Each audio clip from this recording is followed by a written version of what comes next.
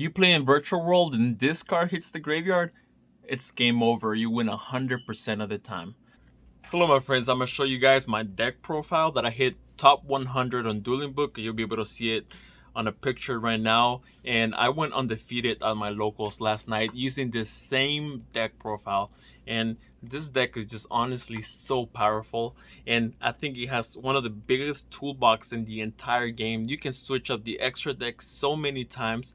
There are so many variants, but I'm going to tell you what I think it's the best for the current format. But yeah, without further ado, let's get started with this crazy, insanely consistent Virtual World deck profile. Let's go.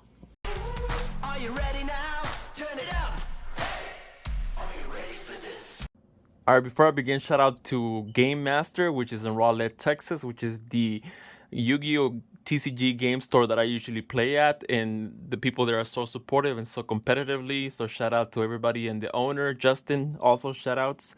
And yeah, this is my deck profile, 40 cards on the main. Gotta love to see it. And if you guys want me to post a guide on Virtual World, I've been meaning to post one. I can go into details. I've played this deck over more than 500 duels. Like, I played so many times with this deck. And every single time I learned something new. So if you guys are interested in a guide or anything like that, just put it on the comments below and I'll be posting a guide, even if it's like a lengthy guide where like it might be like over an hour long. But yeah, this is the deck profile right here. So yeah, this deck rewards those people that know matchups, know what the opponent's deck does, and know every single detail of every single card in this deck. It rewards those players that want to learn more and more about this deck. So, all right then, but yeah, let's get started. So we have triple Lulu, the main lady of the deck. She's so beautiful and amazing. She's a +1. So if this resolves, you pretty much are like 80% of the way to winning the game. So yeah, Lulu right off the back, no questions asked. Triple Gigi, also a +1. So good at recurring resources from the graveyard. So you're gonna want to max out on this one. So then we have this another contentious thing right here where it's debatable on the Virtual World community, but I'm running 3 neon because I never want to banish both of them. This is what helps you recur cards from your banish pile, and it's also an extender. And what a lot of people don't know is that you can even return cards that are banished face down with Pot of Desires or Prosperity or anything like that. So it's so good at getting you back whatever you need from the banish pile. So then we're running triple Roshi because sometimes you can summon up to 3 monsters just with him alone. So it's a must and can help you make rank 6 or synchro 9s very easily. So this can be a +2 sometimes. Then we have triple Lily, can help you dump 2 cards. So good. It helps you make Crystal Wing before 5 summons. So it's very good. Then we have another card, shout out to Taylor from Game Master right here, who gave me the tip. I've been using this for almost a month and a half now, and it's so good. If this card hits the graveyard, it's usually game over. You win almost 100% of the time. Like, cards are based on costs. Costs are what makes them fair, and this kind of like circumvents costs. Like, it makes it so like the cost you're paying becomes a plus. So like your opponent has to play catch up at that point. So usually with when you pay the cost with Qinglong or with your trap card, can't remember the name right now, the one that revives from grave, and this hits the graveyard, you basically your opponent is negging at that point without even doing anything. So you usually win almost 100% of the time. So this is a must, and being a level 6 can help you make rank 6s so easily. So, and that's it for the monster. Now we're gonna go to hand traps. I'm gonna go with triple Ash and triple Bell. And then you might be wondering, why are you maxing out on this ones? For 2 reasons. One, I think they're super important in the meta. They hit prank kits, they hit Sky Strikers, they hit Drytron, they hit everything, and this is Revolt, but also they're level 3s. So you can easily normal summon them and then special summon a neon from grave, and now you have an easy rank 3, so you can attack and then make Zeus. So the leveling also, aside from the importance, is why I'm running them at max out capacity on this deck. So, and then we're running the double Veiler, which are so clutch against Tri Brigade or against something like a Sky Striker as well. So sometimes you Veiler the do, and they won't be able to add a spell or trap card from the deck. So very good. So, and then that's it for the monsters. So now we're gonna go to the spell cards. So this deck is just so amazing, honestly. So we have triple Kowloon. This card is amazing because if they don't ash this, they're gonna regret it, and they don't even know the other effect, which doesn't often come up. But it says special summon up to 4 virtual world monsters with different names from your deck. If you have 4 virtual world gate cards, but doesn't come up that often. But if it does, you're usually winning that game. But it's very good. This can be ash, so don't forget that. If you're playing against it, you can just ash it. So then we have triple Qinglong, which is one of the key cards of the deck. Can help you search like a Rhoda.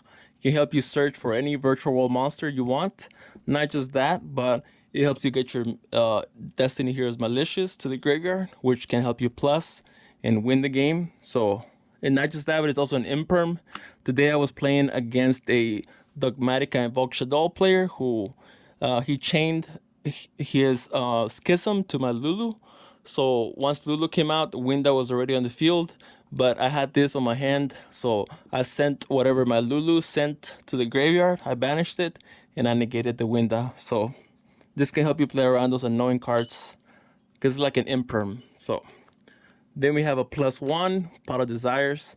I'm maxing out on this because even if you banish something that you really need, you can always recur it with your Neon. So good because even Malicious you can recur with your Neon, so you can just keep recycling it. So important. We're running 1 Call by the Grave, so important, and the Emergency Teleport ulti, of course. And yeah, powerful one of Konami. When are you gonna give this back to us at 3? We need this card. And then another contentious part right here. I'm running triple Chuche. I think I never want to banish both Chuches, and that's happened to me a couple of times before. So I'm like, nah, never mind. I want to max out on all of them. Sometimes you banish both of them either through Pot of Desires or by using the effect. So I'd never want that to happen. So I want to max out on all of them, and it helps you so much being able to dump a trap with Lulu and being able to add a spell or a monster. So I like to max out on this, and a lot of people don't know this, but this can also lower the rank, not just the level, or raise the rank. So it can come up often. I'm gonna show you guys how once we get to the extra deck, and then we're running the Xuan Hu, the one that revives. Another, you banish it, special summon a virtual world monster. Its effects are negated, but then you have to dump a card. You usually want to dump your Malicious or your Qinglong so you can keep plussing. So that's it for the main deck. That's 40 cards on the main. Now we're gonna go to the extra deck. So the extra deck is where it gets interesting. No 2 virtual world extra deck players extra deck are the same. They're all different. That's what makes this deck so unique, that everybody just varies because everybody has different theories. But I'm gonna tell you what I think is the best for the current format. So you're more than welcome to disagree with me, but I've tested this. Like I told you, I played this more than 400 times online. I got to top 100 on Dueling Book. I went undefeated to the my locals. So, all right then. The Juju, it's so good because some decks just can't out it because you cannot be destroyed by battle or card effects, and it can help you send a card from the field as well. Coral Dragon because it's a tuner and is a draw, so it's pretty good.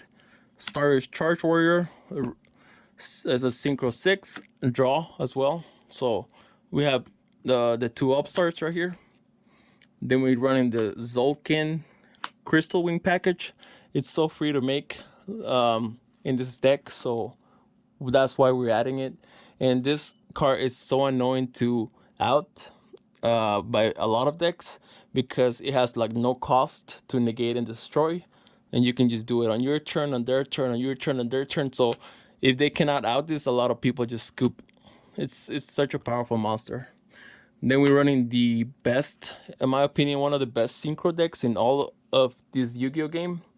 Not only is this an on-field macros, where like any card that leaves the field gets banished, so decks like Salad or decks like Adignisters that need to link climb, they just can, if they can't out this, they just lose because all their cards are getting banished in the process. Not just that, but it also recurs your banished monsters, and also it revives himself, and except the turn it's sent to the graveyard. But it's so good. It's so good.